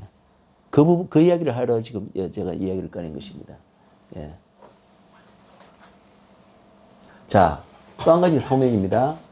두 번째 이스라엘에게 맡겨진 민족적 사명은 뭐냐? 아까 이미 말했습니다. 바로 열방의 빛이 되는 것입니다. 그런데 이 열방 혹은 이방의 빛이 되는 이 민족적 사명은 사실은 첫 번째 사명 뭐였죠? 첫 번째 사명이 뭐였죠? 이스라엘 민족에 주어진 첫 번째 사명이? 민족. 어? 이스라엘 민족에게 주어진 첫 번째 사명이 뭐였어요? 민족적 사명이. 토라를 온전히 준수해내는 이 사명과 사실은 연결되는 사명이에요. 이게 동떨어진 사명이에요. 이제 편지상 두 개 나눴는데, 뭐 두 개로 나눌 수도 있는데, 바로 연결이 돼요. 이스라엘 민족이 바로 이방의 빛이 되는 거예요. 이 빛은 이스라엘 자체가 무슨 뭐 빛을 내는 게 아니라 이 빛은 뭐예요? 여호와의 빛이에요. 여호와 하나님이. 하나님의 빛을 발해서 그 빛을 반영해서 이방으로 하여금 목적이 뭐예요? 이방으로 하여금 하나님을 여호와 하나님 이스라엘의 하나님을 알게 하는 거예요. 그래서 이방도 여호와 하나님 이스라엘의 하나님을 믿고 다 구원에 이르도록 하는 그 역할이 바로 이스라엘 민족의 두 번째 민족적 사명이에요. 그러면은 이 두 번째 사명을 이스라엘 민족이 어떻게 이룰 수 있는가? 어떻게 이방에 하나님의 빛을 발할 수 있는 그런 민족과 나라가 될 수 있겠는가? 그 키가 바로 첫 번째 사명이에요. 이제 연결되는 거 아시겠죠? 어떻게 이스라엘이 여호와의 빛을 발하는 존재가 되냐고요. 그것은 토라를 온전히 준수하는 민족이 되면요. 어떤 일이 발생합니까? 우리가 신명기에 보면 알잖아요. 너희들이 나의 계명을 잘 지키고 토라를 잘 지키면 이런 축복이 임할 것이다. 그 축복에는 영적 축복, 육적 지상에서의 모든 축복이 임하고 그리고 예를 들어서 그보다 훨씬 강대한 대적과 싸워도 너희들은 내 계명을 잘 지키면 되면은 그 전쟁을 누가 싸워줍니까? 하나님께서 대신 싸워줘서 말도 안 되는 초자연적인 승리를 거두는 거야. 그럼 생각해보세요. 열방이 이스라엘 민족이 온전히 토라를 제대로 지키는 민족이 되었으면 이런 말도 안 되는 하나님의 이 초자연적인 축복이 이 민족에게 임하게 되면 그것이 바로 여호와 하나님의 빛을 온 열방에다가 발하는 거예요. 열방이 보고 생각해보세요. 저 나라 자원도 없고 사막뿐인 조만한 나라에 인구도 몇 명 안 되는 조만한 나라가 어떻게 저렇게 축복받고 저렇게 잘 살 수가 있을까? 도대체 뭐 비만 내리면 뭐 풍작이고 막 버들 충복이고 별로 애도 안 샀는데도 막 열매가 맺히고 예? 또 어떻게 주위 나라들하고 이 갈등이 있었고 전쟁만 되면은 절대 이길 수가 없는데 저 민족이. 근데 싸웠다 하면은 말도 안 되는 초자연적인 승리를 거두는 거야. 그러면 이 열방에 있는 주위의 그 나라들이 어떻게 생각했어요? 그들을 나름대로 다 모시고 있는 신이 있어요. 그죠? 나름대로 다 우상들이 다 있다고요. 우리가 우상이면 자기들은 진짜 신이라고 생각하죠. 그래서 온갖 형상들을 만들어 놨잖아요. 근데 이제 전쟁만 하면은, 근데 고대 전쟁은 어떤 게인지 아시죠? 전쟁은 신들의 싸움입니다. 그래서 한 나라가 지면은 결국은 이긴 나라의 신이 더 강한 신이야. 진짜 신이야. 그리고 진 나라의 신이, 신이 전쟁에서 진 거라고. 그게 그 고대인들의 개념이거든요. 근데 이스라엘과 싸웠다고 하면은 말도 안 되게 자기들은 뭐 객관적으로는 엄청난 더 강한 나라고 군대인데도 이스라엘이 이기는 거야. 그럼 어떻게 생각할까요? 우리가 믿고 있는 이 신은 전부 다 그냥 나무고 돌이네. 네? 저 이스라엘이 자기들이 믿는 소위 이스라엘의 하나님이야말로 그 신이 진짜 신인갑이에요. 그 신인말로 진짜 온 천지 만물의 우주 만물의 주제자인 신인갑이야. 우리도 저 신 믿어야 되겠다. 이래 하지 않겠어요? 그것이 이스라엘 민족에게 이방의 빛이 되려는 사명을 주는 하나님의 목적이에요. 목적이에요. 예. 그래서 그런데 이 이방의 빛이 되는 사명이 사실은 이스라엘이 성공했습니까? 제대로 못했어요. 이방의 빛이 되는 이 이스라엘 민족의 사명을 민족적으로 조금 반짝하고 이렇게 이루었던 때가 있습니다. 그때 언제인지 아십니까? 솔로몬 왕국 시절. 예, 영광의 솔로몬 왕국 시절에. 잠깐 맛을 보여준 거예요, 그때. 그래서 온 이방 나라가 이 나라로 몰려들고, 왕들이 몰려들어갖고, 솔로몬 왕의 지혜를 배우고, 그 자체가요, 이제 이스라엘 나라가 이방의 빛이 되는 어떤 그런 그때의 어떤 맛을 보여주는 차원도 있지만 사실은요, 그것이 장차 이스라엘 중심으로 전 세계에 찾아올 메시아닉 천년 왕국에 예표하는 거예요. 그리고 그때 그 솔로몬 왕이 엄청난 지혜로운 왕이 앉아서 온 영화를 다 가지고 있으면서 묻는 찾아오는 자에게 전부 다 하나님의 지혜로 대답을 다 해주는 그게 어떤 사실은 천년 왕국 때 주님께서 다시 이 땅에 오셔서 그죠? 예루살렘에 좌정하시고 온 천하 만물을 다스릴 때 천하 열국이 매해 거기에 모인다고 돼. 예루살렘으로 모인다고 했잖아요. 그때 비슷한 일이 있어요. 그래서 우리가 하늘에 율법이 시온에서 나오고 하나님의 성산에서 나온다는 미가서나 그 이사야서 말씀이 그때 실제 성취되는 거예요. 우리는 그때 예배만 들어 예수님한테 가는 게 아니라 진짜 하나님의 도를 배우기 위해서 온갖 궁금한 거, 뭐 자연 만물에 대한 궁금한 것도 있어요. 물리학 문제일 수도 있고 그런 걸 물으러 가는 거예요. 그러면 이 천지 만물을 창조하신 물리학의 왕이 누구십니까? 전체 물리학의 왕이 누구십니까? 예수님 아니십니까? 그분에게는 어떤 질문에도 다 대답해 줄 거예요. 마치 솔로몬이 어떤 질문에 대해서도 다 대답해 주듯이 예수님께서 다 대답해 주신다고요. 하나님의 도와 법을 배우러 가는 거예요. 그것을 구약시대 때 땡겨서 예표적으로 보여주는 게 바로 솔로몬 왕국 시대에 일어났던 일입니다. 무슨 말인지 알죠? 그래서 그때 약간 그때를 제외하고는 이스라엘 민족이 이방의 빛으로 민족적으로 저 사명은 한두 개인에게 주어진 사명이 아니라 이스라엘 민족에게 주어진 사명이에요. 그럼 민족적 스케일로 저 사명을 온전히 달성한 적은 별로 지금까지는 없었다는 얘기예요. 구약 때 이제 그 민족 그것을 약간 예표적으로 보여주는 사건이 뭔지 아십니까? 요나예요, 요나. 요나 알잖아요. 요나가 유일하게 이방을 전도했던 그 이스라엘의 수많은 선지자 중에서 물고기 뱃속에 들어갔던 요나. 니누에. 그래, 니누에는 이방이잖아. 아수르의 수도. 예. 이방 전도하라니까 이방 전도 싫어하고 객이다고 도망가다가 물고기한테 잡아먹히고 결국은 이제 하잖아요. 근데 그게 영적으로 바라보면 그게 바로 결국은 이스라엘 민족에게 이방의 빛이 되는 게 이제 이방에게 여호와의 빛을 이렇게 알려다 주는 역할이 이스라엘이잖아요. 제일 직접적인 방법이 뭐예요? 물론 간접적으로 뭐 번성하고 축복받고 전쟁에 이기는 것으로도 이방의 빛이 될 수 있지만 제일 직접적인 방법은 뭘까요? 직접 이방에 가서 하나님 믿어. 우리 이스라엘의 하나님을 믿어. 우리 하나님 이스라엘 이런 분이야라고 그들에게 직접 전도하는 게 가장 직접적인 방법이지. 그죠? 그게 전도고 선교 아닙니까? 근데 그것을 구약시대 때 벌써 이룬 사람이 있다니까. 누구라고요? 요나. 그러니까 요나는 한 개인이 그런 사명을 감당했지만은 그 예가 나와 있지만은 사실은 이 이스라엘 민족 전체가 하나님께 부름받은 그것을 대표해서 하나 예표적으로 그것을 보여준 거예요. 요나가. 그리고 이 이방에 빛이 되는 사명을 또 수행한 자들이 있습니다. 부분적으로 민족 전체는 아니지만 누굽니까?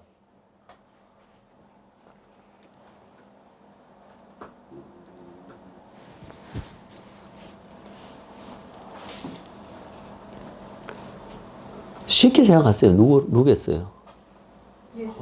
바울?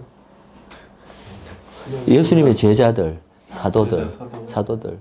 그들이 다 예수님께 그 그레이트 커미션 받고 뭐 했습니까? 이방 가서 이방교회 개척하고 복음 전하고 다 했잖아요. 그게 다 이방의 빛이 되는 거 아닙니까? 유대민족에게 맡겨진 이방의 빛의 사명을 예수님의 사도들과 제자들이 다 수행한 거잖아요. 근데 이건 역시도 민족 전체가 이루어낸 건 아니라는 거예요. 무슨 말인지 알겠죠? 예. 물론 이제 이스라엘의 남은 자들로서 그 일을 이제 한 거는 있지만은 그래서 이 이방의 빛이 되는 사명을 사실은 오버롤 크게 본다면은 예수님 올 때까지 이스라엘 민족은 제대로 이루어내지 못한 거예요.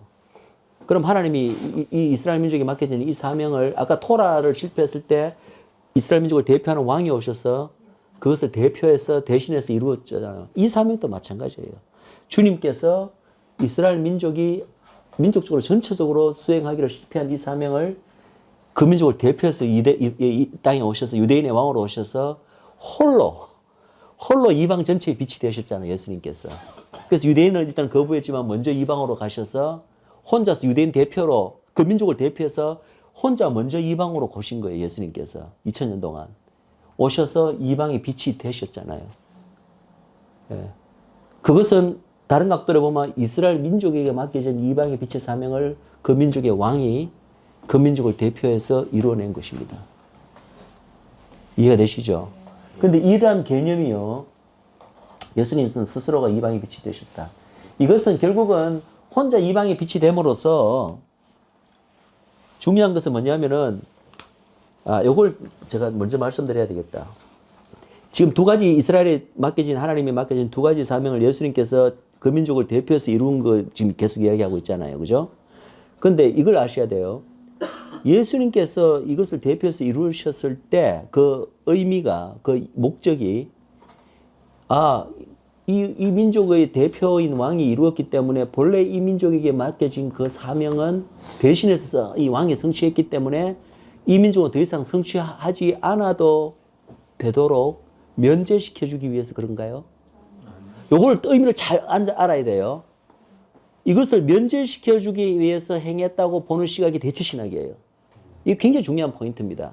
대체신학은 뭐를 이야기하냐면은 예수님께서 구약의 이스라엘에게 주어진 그 모든 사명을 예수님을 참 이스라엘로 불러요. 대체신학에서는. 참 이스라엘이고 이스라엘 전체를 대표하는 진짜 이스라엘이라고 그걸 인정해요. 그리고 이스라엘에게 맡겨진 그 약속 혹은 그 민족에게 주어진 사명이 예수님께서 다 이루신 것도 인정을 해요. 그런데 그까지는 우리하고 같은 입장인데 결론이 반대로 나옵니다. 그들이 내리는 결론은 뭐냐면은 예수님께서 참 이스라엘로 이스라엘 민족의 전체에 대한 약속이나 모든 것을 홀로 이루셨기 때문에 이스라엘 민족은 이제는 이스라엘 민족에게 성취될 어떠한 사명이나 약속은 없다는 거예요. 왕이 대신 이루었기 때문에. 없어지고 이 민족은 더 이상 이제는 끝나버린 민족이에요. 중요성이 없는 거예요. 예수님께서 대신 성취하셨기 때문에. 그렇게 결론이 나옵니다. 그런데 이 결론이 잘못됐다는 얘기예요. 우리가 내리는 결론은 뭐죠? 아까 제가 몇 번 언급을 했지만은 예수님께서 이 왕으로 오셔서 이 모든 것을 성취하신 거는 맞는데 그 결과가 어떻게 돼요? 성취하심으로써 이 민족으로 하여금 그런 모든 사명이나 그 성취가 이제는 안 해도 되는 면제시켜 주기 위해서 그렇게 하셨나요? 제가 아까 어떻게 이야기했어요? 제가 이야기할 때 그렇게 하신 이유가 이 민족의 그 성취를 면제시켜 주기 위해서 그런 게 아니라 오히려 이 민족이 궁극적으로 회복되어서 궁극적으로는 본래 이 민족에게 맡겨진 그 사명들이나 그 모든 약속들을 결국은 성취할 수 있도록 그것을 담보하기 위해서 확정하기 위해서 이 왕이 오셔서 그것을 이루신 거예요. 그 차이를 아시겠어요?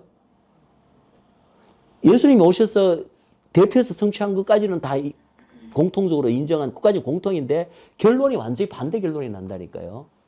대체신학적 그 결론은 어떤 결론이 나냐면 그렇기 때문에 이스라엘 민족은 끝났다는 얘기야. 더 이상 그 민족에게 남아있는 성취도 없고 약속도 없다는 거야. 이미 대표자가 대리해서 성취해버렸기 때문에. 그렇게 해석하는 게 대체신학적 입장이에요. 그런데 우리가 보는 입장은 그게 아니라는 거예요. 반대라는 거죠.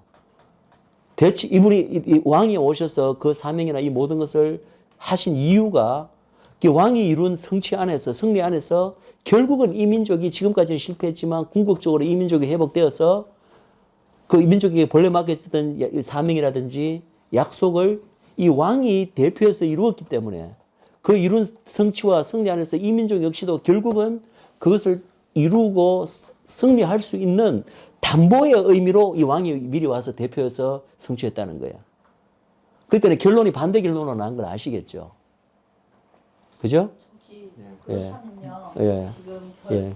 이제 저기 제 생각이요. 근데 이거 말씀을 많이 다 들었잖아요. 들었잖아요. 지금까지. 근데 유대인들이 그 사명을 감당하기 위해서 토라와 또 이방인의 빛이 되기 위해서 하나님께서 이스라엘 민족을 선택을 하셨고 예. 또 그것들을 완성해야 되는데 이들이 그걸 완성하지 못해서 죄를 머문 우리 인간들이 그거를 해결하지 못하기 때문에 예수 그리스도가 이 땅에 오셔서 자유케 하시고 죄에서 자유가 되는 그런 은혜를 주셨기 때문에 이제 그 이스라엘 민족은 이제 그들도 하나님 최후에 이제 이들과 또 이방인들과 함께 연합하여서 하나님 예수 그리스도 오실 그 길을 이제 그 예비해야 되는 그러니까 남은 자들과 우리가 함께 그러니까 이방인들과 이스라엘 민족들이 함께 안에서 예수 오실 그 길을 예비하는 그 과정들을 얘기하시는 과정인 거잖아요. 그죠? 그러니까는 예를 들어서 유대인들이 우리의 이방인들에게 빛이 되고 또 토라를 그 완성해서 말씀을 잘 성취해서 우리 이방인한테 본이 돼야 되는데 그렇죠. 그걸 이루지 못했기 때문에 예, 예. 예수 그리스도가 이 땅에 미리 오셔서 그걸 이루셨다는 거지. 이루셨다는 거잖아요. 예. 그러니까 결국은 예. 이들은 이스라엘인들은 우리와 동등하게 자유 안에서 이제 하나님의 말씀을 믿고 성취해 가면 되는 거잖아요. 그 성취가 아직 남아있죠. 아직까지 이루어지지는 않았는데, 이제 그것이 결국은 이루어질 것이 담보가 됐다는 거예요. 담보가 됐다는. 예. 그것까지는 담당하지 않으셨다는 거예요. 그렇죠. 그거는 이제 우리가 각자가 예수 이스라엘 안에서 예, 이제 다시금 우리가 직접 이루어내야 될 거예요. 왜냐, 왕이 대표한 것으로서 우리의 의무가 면제된 게 아니라, 왕이 대표로 이루었기 때문에 우리가 그 왕이 이룬 성취와 승리 안에서 우리 역시도 그것을 이룰 수 있게 되었다는 거죠. 예. 그게 이제 그 똑같은 원리가 바로 이제 이스라엘에서 얘기하지 말고 아까 예수님께서 이 온 전세 인류를 위해서 행하신 일을 생각해 봅시다. 예수님께서 둘째 아담으로 인류 전체를 대표해서 둘째 아담으로 오셔서 이 두 가지 계명, 하나님을 사랑하고 형제 사랑하는 두 가지 계명을 대표해서 이루셨잖아요. 그러면은 대체 신학적 논리는 어떤 논리냐면 예수님께서 둘째 아담으로 인류를 대표해서 이루었기 때문에 우리 이제 예수님 안에서 예수 믿는 자들은 이제는 하나님을 사랑 안 해도 되고 형제 사랑도 안 해도 되고 예수님께서 대표해서 다 이뤘기 때문에 우리에게는 그런 계명을 지킬 의무가 없어졌다라고 주장하는 거 똑같다니까요. 그런 거를 주장을 실제로 하나요? 안 하죠. 그렇게 말이 안 된다는 거야. 그렇게 주장하지 않고 성경은 어떻게 주장합니까? 예수님이 이미 승리하셨기 때문에 이제는 우리가 너희들이 예수님 안에서 하나님 사랑하고 형제 사랑하라고 그 계명을 지키라고 그렇게 이야기하잖아요. 그 내 말은 대체 신학이 주장하는 논리가 그런 말도 안 되는 오류를 저지르는 거라 같단 말이에요. 그들이 주장하는 게 뭐냐요? 이스라엘의 이거 사명을 예수님께서 대표적으로 이루었기 때문에 이스라엘은 더 이상 그 사명을 이루지 않아도 된다고 주장하는 게 그들의 논리잖아요. 그 논리가 꼭 우리에게 적용시키면 우리가 예수님이 두 가지 계명을 다 이루셨기 때문에 우리는 더 이상 예수 안에서 그 두 가지 계명을 지킬 필요가 없다라고 주장하는 거하고 똑같은 논리가 된다는 얘기예요. 같은 논리가 된다는 얘기죠. 그러니까 말이 안 된다는 논리를 지금 하는 거예요. 그러니까 그걸 분명히 우리가 할 수 있어야 돼요. 그래서 이제 이게 굉장히 중요해요. 예수님께서 이 민족적 사명 두 가지를 어떻게 이루셨나 그걸 이해하는 것도 중요하지만은 그것을 이루신 것의 의미가 그리고 그 결과가 어떻게 이어지는가 그게 더 중요해요. 두 가지 이걸 다 이룬 것, 이스라엘에 대한 모든 약속을 예수님 혼자서 그분 안에서 이루어진 것은 대체 신학자들도 인정하는 거라니까요. 근데 중요한 것은 그것까지 인정해 놓고는 결론이 반대 결론이 나와버리는 거예요. 이스라엘 민족의 미래에 대해서. 이스라엘 민족의 의미에 대해서 반대 결론을 내버리는 게 그게 문제라는 거예요.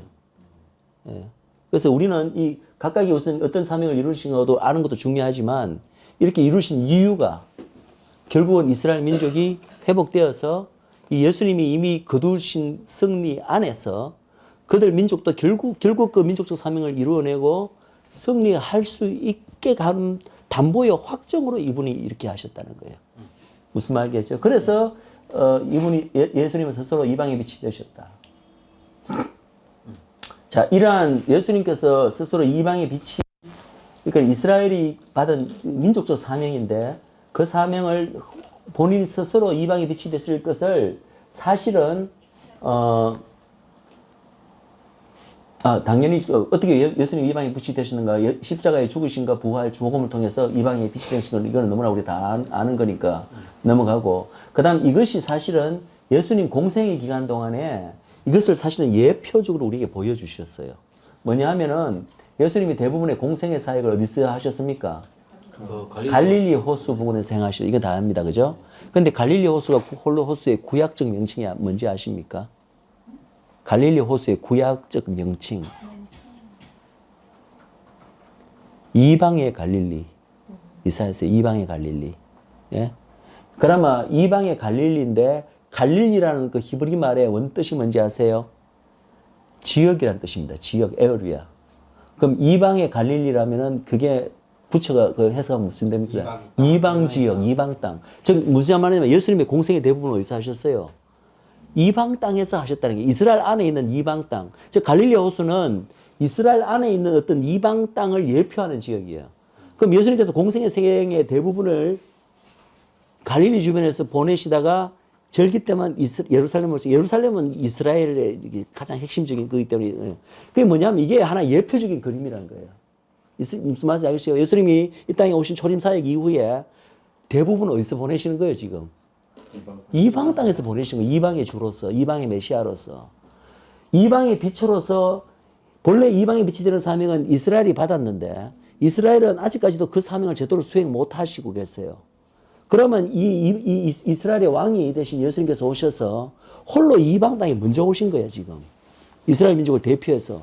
홀로 이방 땅에 오셔서 이방의 주가 되셔서 지금 이방의 빛이 되고 계신 거예요. 그러면 이렇게 되고 나면 마지막에는 어떤 단계냐? 이스라엘이 회복되잖아요. 그럼 이스라엘 민족이 결국은 이분을 따라서 이방의 빛의 역할을 민족적으로도 수행하는 날이 온다는 거예요. 마지막에. 지금까지는 부분적으로는 수행했지만 민족적으로 수행하는 그때가 이스라엘이 회복되고 난 다음에 온다는 거예요. 그래서 혹자는 계시록에 14만 4천 명 여러분들 아시죠? 이마에 인받은 유대인들 한 지파에 12,000명씩 12지파니까 14만 4천 명. 그 14만 4천 명이 뭐냐라고 했을 때 많은 사람들이 어떻게 얘기를 하냐면은 이 14만 4천 명이 바로 마지막에 이스라엘이 회복된다. 회복된다는 말은 예수님을 알게 된다는 거죠. 알게 되고 난 다음에 아마 전 열방에 그때 이제 예수님 재림하시기 직전이니까 전 열방에 퍼져서 마지막으로 이 열방에 하나님의 빛을 전하는 즉 복음 예수 그리스도를 전하는 최후의 이방의 어떤 그 복음을 전하는 유대인 사역 사명자들 이 사명자들이 아마 14만 4천명일 것이다. 그래서 결국은 이스라엘 민족에게 맡겨진 열방의 빛이 되는 이 하나님의 사명을 궁극적으로는 이루어낼 그들이 바로 14만 4천 명으로 해석하는 사람들이 있습니다. 저는 뭐 그것을 100% 믿기보다는 충분히 저는 그럴 수 있다고도 생각을 합니다. 근데 갈릴리가 예. 갈릴리 호수가요. 예. 이스라엘 땅이잖아요. 땅이지. 예, 예. 이스라엘 소유인데. 예. 근데 갈릴리라는 이름이 이방의 갈릴리. 땅이라는 이름인 거잖아요. 그냥 왜냐? 그 왜 이름이 그 이름이 왜 그렇게 붙었다고 생각해요? 있을까 싶은 거죠. 의미가 있죠. 왜냐하면은 그 당시에 구약 때부터 이미 이사야서의 그 이방의 갈릴리라 이럴 때부터 그 지역에 이방인들이 엄청나게 많이 몰려가 살았어요. 유대인들도 살았지만은 실제로 이방 사람들이 엄청나게 그 지역에 많이 몰리게 살았기 때문에 그 지역 이름이 이방의 갈릴리가 된 거예요. 그래서 예. 그런데 놀랍게 유대인들은 그걸 다 알고 있다. 알고 있죠. 당연히 알고 있죠. 그래서 유대인들이 섞여 살았어요. 예를 들어서 베드로 같은 베드로는 유대인이고 그 가버나움에는 유대인 회당도 있고 우리 그 가버지 회당도 있고 하지만 그 지역에 특히 데가볼리 지역에는 그 건너 지역에는 대부분이 디방이에요. 근데 그 지금은 다 이스라엘 땅이에요. 이미 그 지역이.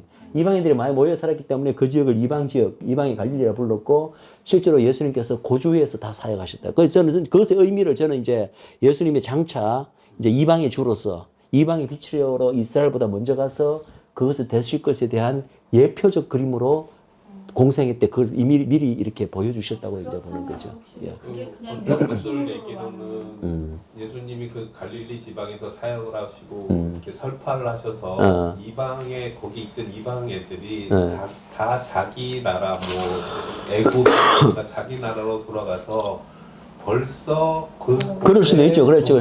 벌써 기독교가 그렇죠. 실질적으로 다닌 데가 애굽이나 이런 데 다니지 않아요. 당연하죠. 기독교가 왜 기독교가 생겼냐? 그럴 수가 있죠. 그 갈릴리 지역에 있던 이방 애들이 예수님의 설교를 듣고 와서 시작한다. 그러니까 그것은 실제적으로 일어났던 일이고 실제적인 어떤 사역을 말한다. 내가 말하는 것은 상징적인 어떤 영적인 예표적인 어떤 의미가 있다는 거 예수님의 갈릴리 사역에 그것을 그런 내용 없이 그냥 명칭과 호칭으로 그냥 갈릴리 호수가 그런 땅, 그러니까 지역이야라는 명칭으로 붙이기에는 그게 아니죠. 그런 건 아니라는 그냥 실질적으로. 그 당시에 우리 예. 이스라엘 갈릴리 갔을 때도 그 갈릴리에 이방인이 많이 모인 이유와 배경들은 갈릴리에 그 고기들이 많이 나고 무역이 승행해서 이방인이 많이 들어와서 했기 때문에 뭐 이방인이 모르겠어요. 어쨌든 어떤 많았어요. 이유에서인지 제가 확실히 모르겠는데 어쨌든 구약 시대 때부터 이미 그 지역은 설명이 필요할 것 예, 이방 지역으로 이방인들이 많이 모여 살았는데 예수님 당시에는 그걸 이미 아시고 이제 그 지역 주위에서 이제 활동하신 그 자체가 예언적으로, 예표적으로 지금 우리에게 뭘 보여주고 계시냐면은 장차 예수님께서 이제 부활 성천하신 다음에 이방의 주가 먼저 되셔서 이방의 빛이 먼저 되실 것을 예언적으로, 예표적으로 우리에게 보여준다는 거죠. 예. 그리고 근데 그리고 또 하나 이거 보시면 참 놀라운 게 예수님께서 부활하신 다음에 예? 사도들에게 뭐냐 하면은 내가 먼저 갈릴리로 가 있겠다. 너희들이 따라오라고 이야기하십니다. 예. 이것도 저는 그냥 특별한 그냥 이거 이제 그냥 뭐 그러셨구나 이런 게 아니라 여기도 다 저는 예언적인 의미가 담겨 있다고 보는 거예요. 생각해 보세요. 예수님께서 부활하신 게 이제 예루살렘에서 부활하셨잖아요. 성천은 어디서 사십니까? 맨 예루살렘에서 성천하시는 거잖아. 예, 예루살렘에서. 그러니까 굳이 그 갈릴리가 얼마나 멀어요. 예루살렘에서. 그 당시에는 뭐 차도 없었고. 그까지 가셨다가 다시 예루살렘으로 어차피 부활성천 거기서 하시는, 성천을 거기서 하시는데 예루살렘으로 다시 오실 텐데 굳이 갈릴리 갈 이유가 없다고. 무슨 말인지 알겠죠? 제자들, 그래서 그냥 있다가 그냥 성천하시면 되지. 그런데 뭐라고 말씀하시냐 하면은 내가 먼저 갈릴리로 가 있겠다. 부활을 한 후에 너희들이 나를 따라오라. 그러니까 이것도 이제 제가 보건대는 이것도 하나의 예언적인 그림으로 보는 거죠. 갈릴리가 뭐라고요? 이방 땅. 즉 주님께서 내가 먼저 갈릴리 가 있겠다. 너희들이 뒤따라오라라고 이야기하시는 거예요. 즉 이스라엘이 이방을 향한 사역으로 민족적 사명으로 부르심을 받았잖아요. 그런데 이스라엘 민족은 아직 그 사명을 제대로 못 수행하고 있어요. 그때 이 이스라엘 민족의 대표이고 왕이 되신 예수님께서 내가 먼저 이방 땅에 가 있겠다. 가서 내가 너희들을 대표해서 그 사역을 내가 먼저 수행하고 있겠다. 너희들은 나중에 따라오라. 이런 거로 이제 충분히 볼 수가 있다는 거죠. 그런데 놀랍게도 이러한 픽처가 구약에도 있습니다. 자, 구약에 이제 여러분들 제가 요셉의 생애에 대해서 강의한 적이 있나요? 없습니다. 없죠. 요셉을 구약에서 해보세요. 요셉의 생애 전체가 예수 그리스도를 그대로 예표합니다. 이 구약에 예수님께서 뭐라고 말씀하셨어요? 구약 전체가 예수님의 나에 대한 얘기라고 말씀하셨잖아요. 구약에 뭐 예수님 이름이 나옵니까? 뭐가 나옵니까? 그런데 왜 구약 전체를 나에 대한 얘기? 구약의 몇 구절이 그렇다는 얘기가 아니라 구약 전체, 모세와 선지자 전체가 나에 대한 얘기라고 말씀하셨어요. 그 말은 무슨 말이냐면은, 이거 여러분들 분명히 아셔야 되는 게, 구약에 우리가 흔히 알고 있는 수많은 구약 스토리가 사실은 우리가 영적인 시각으로 보면은 그게 다 예수님의 앞으로 장차 오실 예수님의 성품, 예수님이 하실 사역을 부분적으로 다 예표하고 있는 것들이에요. 그게 이제 성경이 이제 열리면은 그런 부분들이 보입니다. 그냥 우리는 표면적인 그 서피스 텍스트만 이해를 하고 거기서 어떻게 우리 신앙적인 윤리적인 어떤 지침 뭐 그런 거 뭐 우리가 어떻게든지 배우려고 늘 구약 성경을 있잖아요. 그게 아니라 그게 스토리가 다가 아니라 물론 그것도 우리가 얻을 수 있지만은 많은 구약의 스토리들이 보면은 결국은 예수님의 장차 오실 예수님을 예표하는 거예요. 예수님의 사역과 그분의 성품을 예표하는 것들이 너무나 많이 있습니다. 제가 그 공부한 게 많지만 그걸 또 오늘 다 시간이 없어서 못하지만 그런 부분이 많은데 그 중에 이제 대표적인 게 바로 요셉의 생애예요. 요셉의 생애를 하나하나 연구를 해보시면은 그게 전부 다 예수님하고 1대1 매치가 됩니다. 무슨 말인지 아시겠죠? 그래서 요셉이 바로 구약시대 때 요셉이 바로 예수님의 상해를 예표를 하는데 이 요셉이 결국 어디 갑니까?